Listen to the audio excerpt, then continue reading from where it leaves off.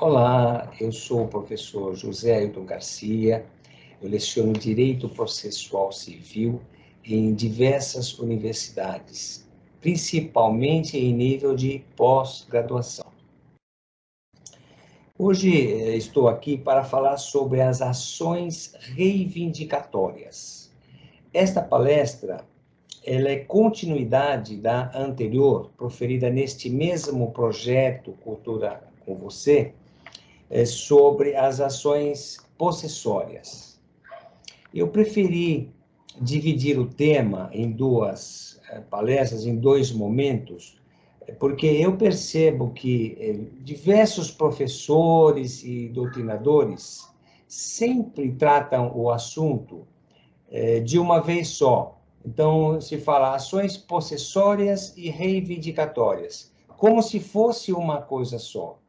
E isso tem trazido muita dúvida, muita confusão. Eu percebo isso nos tribunais, principalmente aqui em São Paulo, e às vezes até no STJ, o colega chega lá mostrando que ainda não entendeu o tema.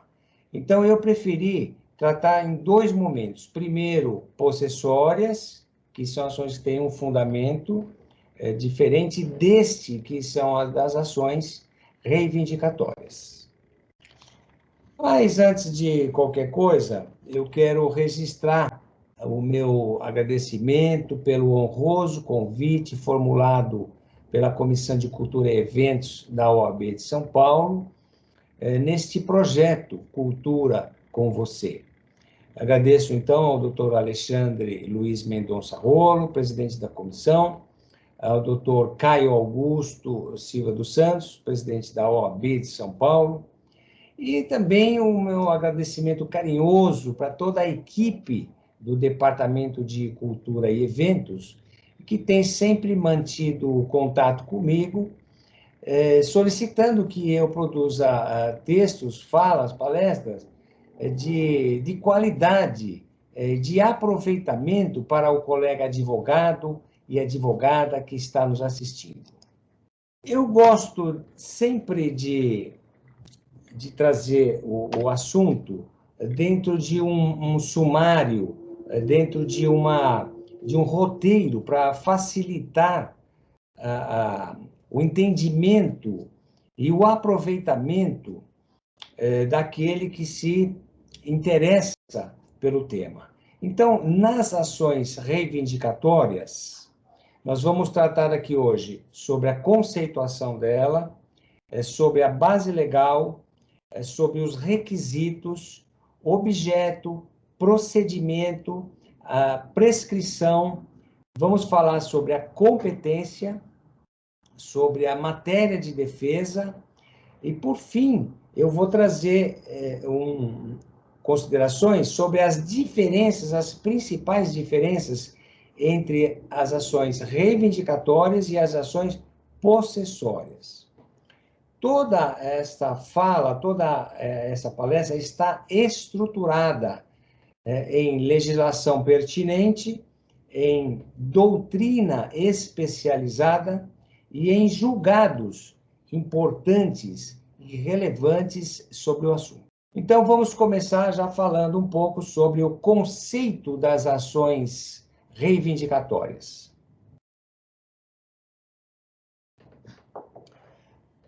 Antes, porém, eu gosto de tratar sobre a etimologia da palavra.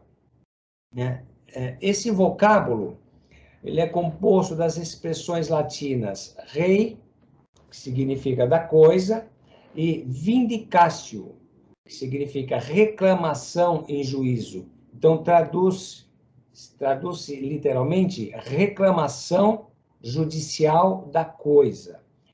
Então, a reivindicatória significa, na etimologia, a reclamação judicial da coisa, ou seja, do bem.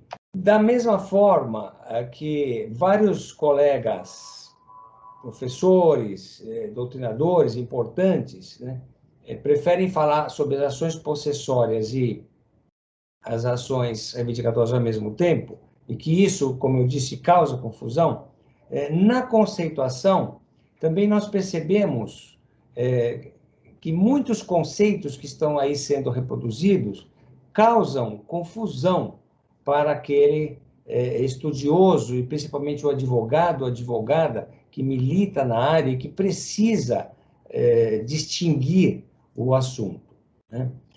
Por exemplo, Nelson Neri trata, na sua obra, com esse conceito: ação reivindicatória é uma ação real que visa a restituição da coisa, a posse do dono sobre a coisa, né?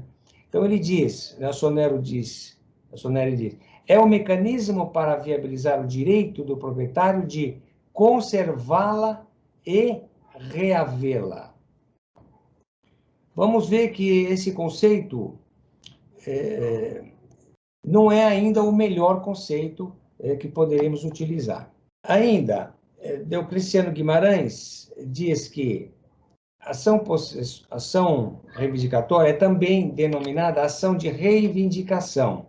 É uma ação real destinada a reaver os bens, ou o bem de quem injustamente o retenha.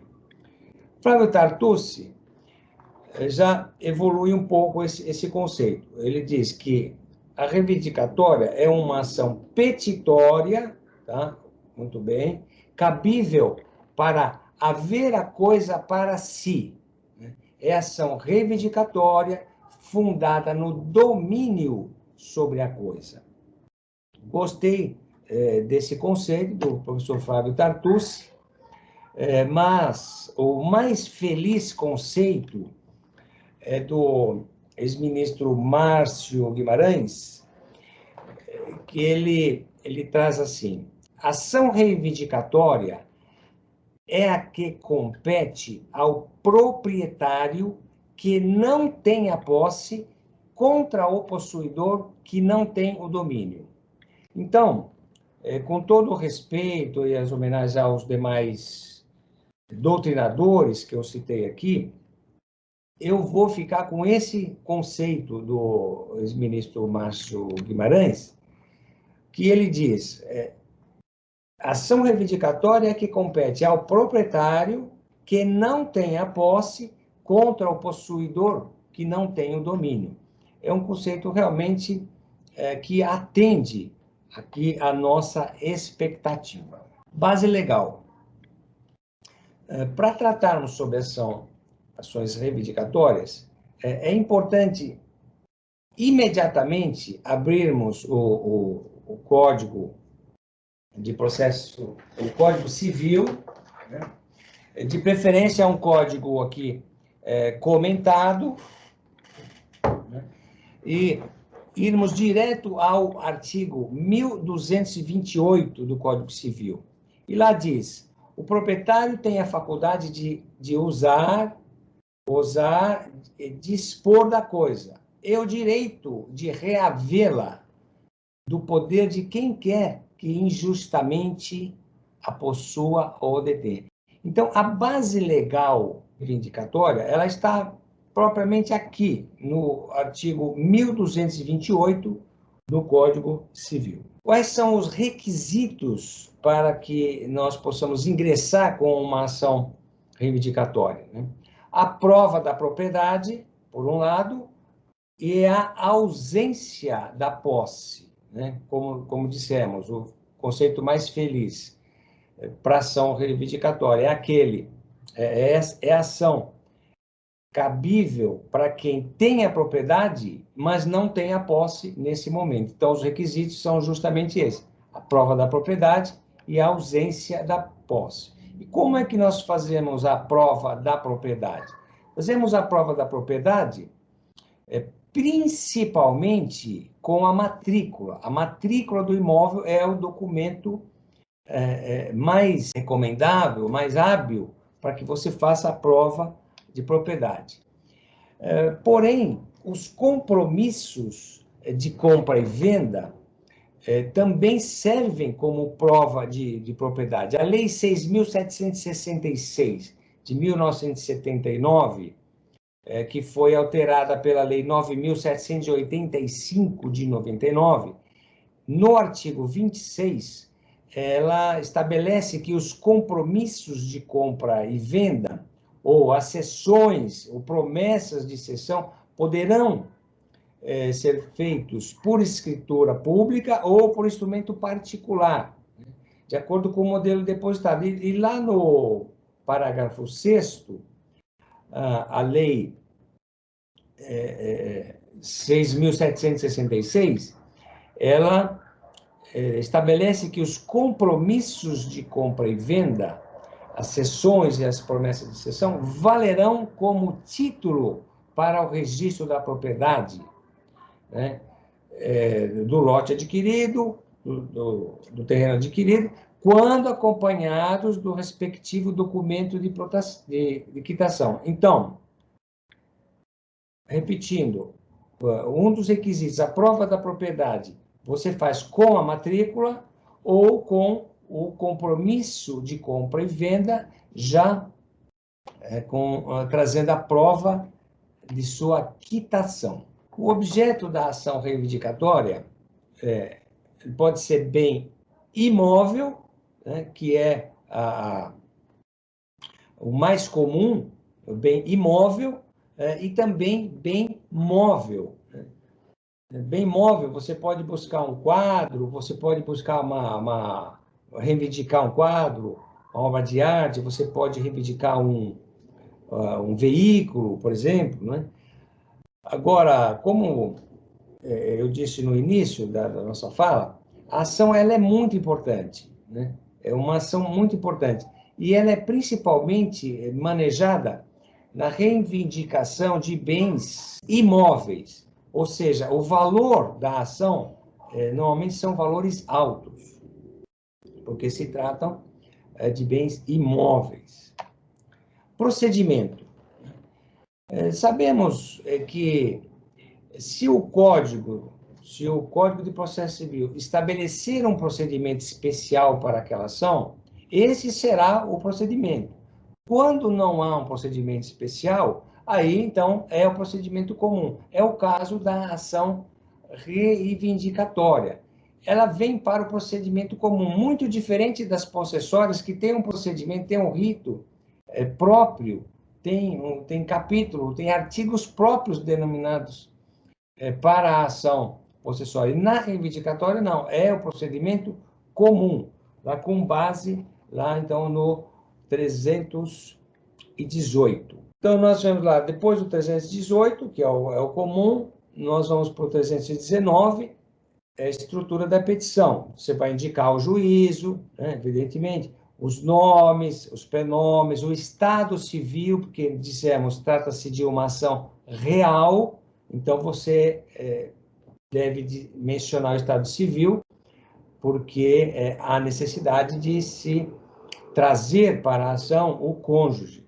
Você deve mencionar o fato, os fundamentos jurídicos do pedido, você deve mencionar claramente o núcleo da sua petição, ou seja, o pedido, o que você quer com essa ação.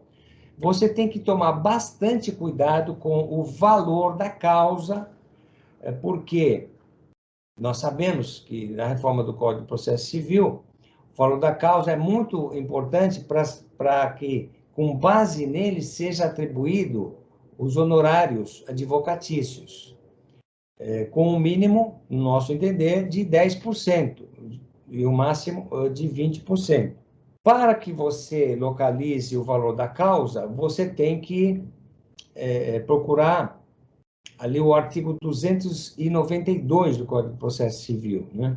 O valor da causa consta da petição ou da reconvenção. E na ação, mais especificamente ali no inciso 4º do artigo 292, o legislador estabelece que na ação reivindicatória é o valor da avaliação da área ou do bem objeto do pedido. Esse é o valor da causa, né? É o valor da avaliação da área ou do bem objeto do pedido.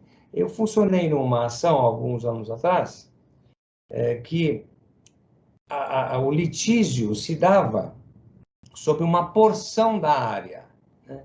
uma pequena porção da área, era uma área muito extensa, e o réu, o requerido, ele avançou com as suas divisões, era uma área rural, ele avançou com as suas divisões.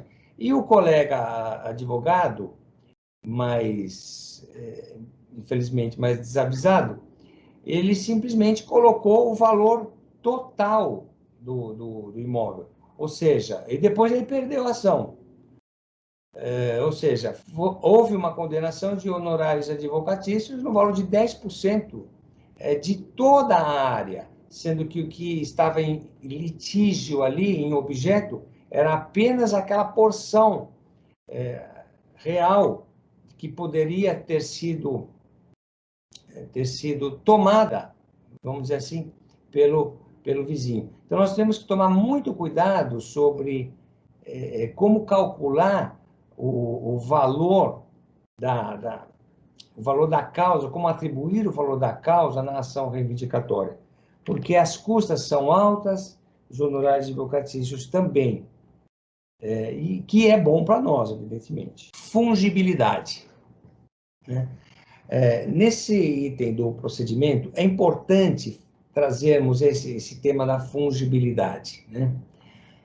As ações possessórias, voltando um pouquinho paralelo, né, o princípio da fungibilidade ele é constante, ele é expresso, ele é literal pelo Código. O doutrinador, o legislador do CPC colocou claramente, se você entrar com uma ação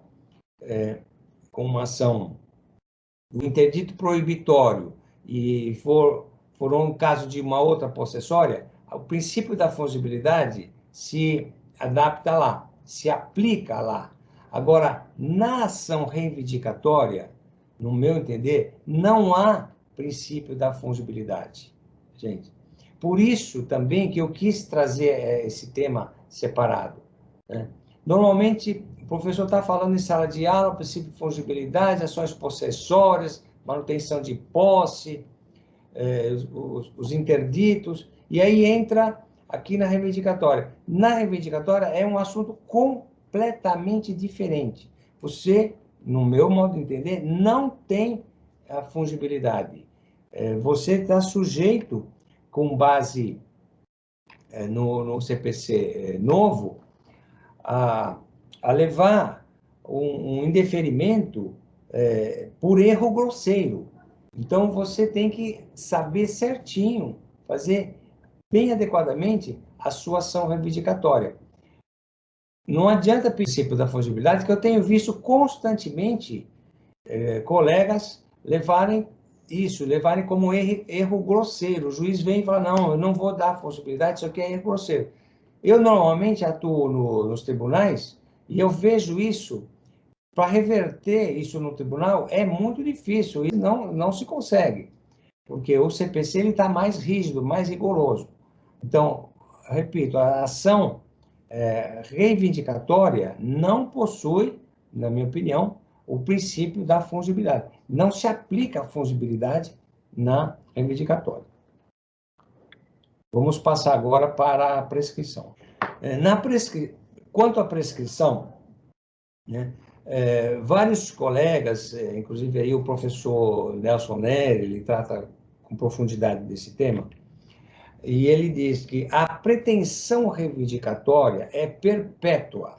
Né? Por quê? Porque a propriedade não se perde pelo não uso. Né? E ela subsiste enquanto não houver sido adquirido por outrem. Por exemplo, o uso capião. Já estão dizendo de outras formas, com outras palavras. Se a prescrição aquisitiva do possuidor não se consumar, é sempre possível o exercício da reivindicatória. Então, você entra com a reivindicatória. Se o possuidor não te devolver um uso capião, então vamos aplicar o conceito do professor Nelson Neri. É perpétua, né? Então não há prescrição. A questão é, você deixou sua propriedade lá 10, 15, 20, 30 anos. E se ninguém tomou a sua propriedade, ou se alguém tomou e não te devolveu um uso capião, então você vai ter sucesso com a sua ação. Competência. A competência para ingresso da ação de reivindicação, ela é baseada no CPC, no artigo 47, né? Porque nós estamos tratando de ação de direito real. Se é ação de direito real, o fórum é o do local do bem. Matéria de defesa. Então, como eu tinha antecipado inicialmente, você tem como matéria de defesa na ação reivindicatória, primeiro, o seu título de aquisição, que pode ser compromisso de compra e venda ou a matrícula do imóvel, né? Matéria de defesa, também antecipei, é o uso capião, né? O uso capião é uma matéria importante para aquele colega advogado ou advogada que está atuando pelo requerido numa ação de reivindicação.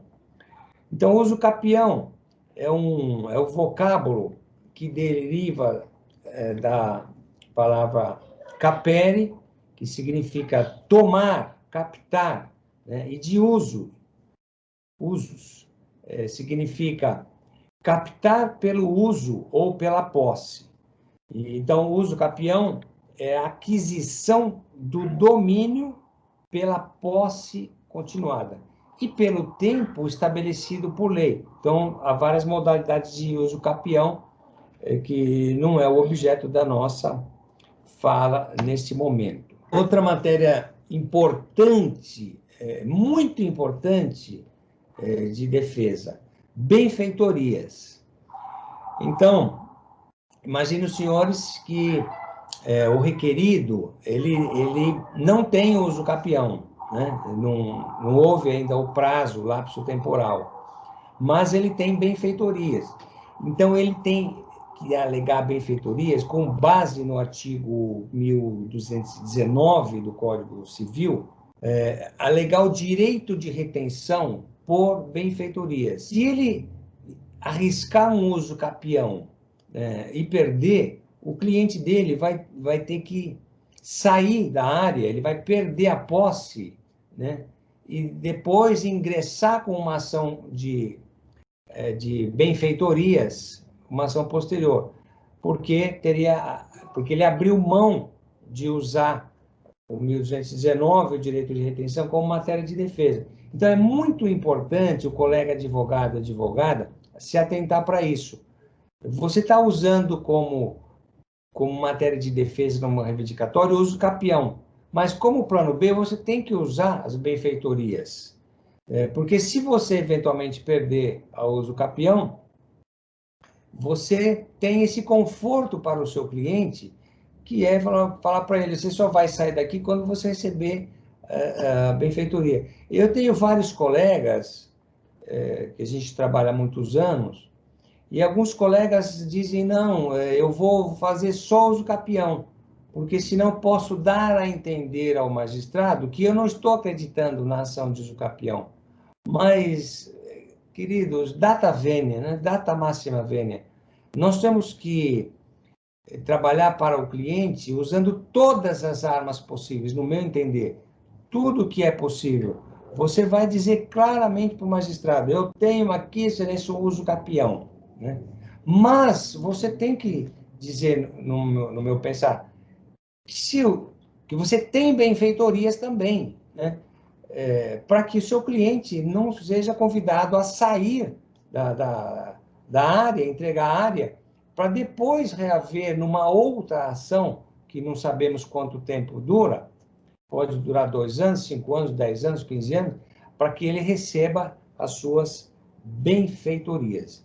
Então, a matéria de defesa na ação reivindicatória, uma matéria de defesa importante, é também a retenção por benfeitorias. Então, já chegando já mais ao final já da nossa fala de hoje, tá? Eu quero deixar bem claro, bem separado a diferença entre uma ação reivindicatória e uma ação possessória.